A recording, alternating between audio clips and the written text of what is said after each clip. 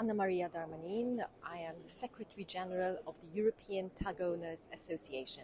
Anna, you had some rather pointed comments when it came to the container shipping industry, so much so that one of our delegates was moved to ask, Anna, is it your contention we are paying the highest shipping costs in the history of container shipping, and in return we get the historically worst service ever? This is your opportunity to address that. Right. I wouldn't be able to put it in a total historical perspective, but I really think that at the turn of the century, in the last 22 years, we are paying the highest price for the worst service. You had equally pointed remarks when it came to upcoming regulation, and one of our delegates was keen to know your thoughts on the 400 GT limit for ETS trading under the ETS directive.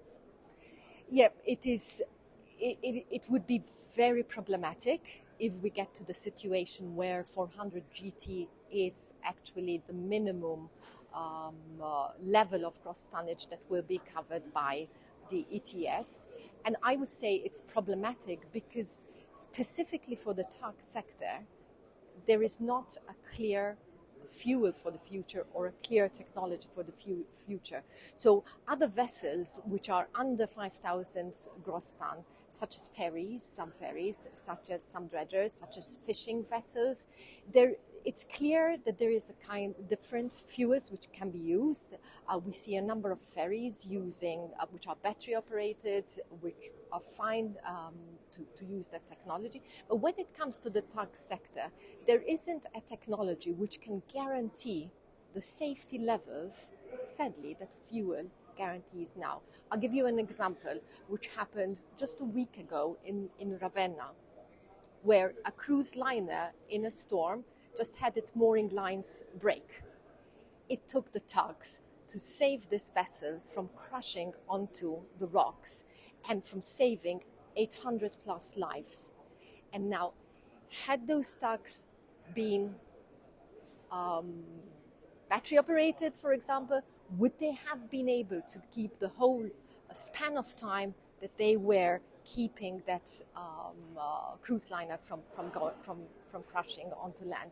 Another example is it happened in Malta just a number of months ago, where again another storm, a vessel which was a tanker which was at anchor had its anchor dragging and then break, and it was close to coming onto shore and having an environmental disaster. It took tugs just under 48 hours to keep holding this vessel from crashing onto land. Now, only fuel would have been the technology, or rather the traditional use of fuel that would have that prevented these serious catastrophes from happening. So, for the tug sector, safety is critical.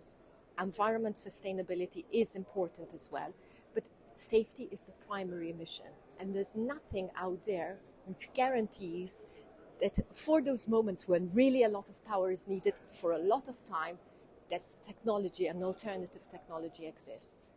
Are you not having these conversations with the OEMs, with the fuel suppliers? We are having these conversations. In terms of the European Tugowners Association, these conversations are happening more with the regulators, because what we see is fuel suppliers, technology providers are doing great lobby with the regulators. And therefore, we need to counter that lobby with more clear information about why a tug at the moment is reliant on fuel, or at least a hybrid. But when in the critical moments, why fuel is so important.